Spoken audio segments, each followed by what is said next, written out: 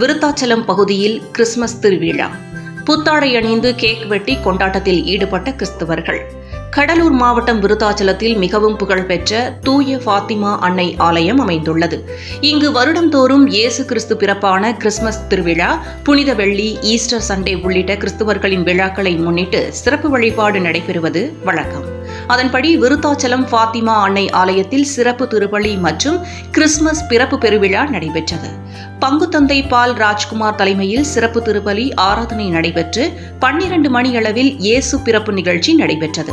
இதனைத் தொடர்ந்து ஆலயத்தில் இருந்து குழந்தை இயேசு சொரூபம் ஊர்வலமாக எடுத்துச் சென்று கிறிஸ்துமஸ் குடிலில் வைத்து சிறப்பு ஆராதனை நடைபெற்றது.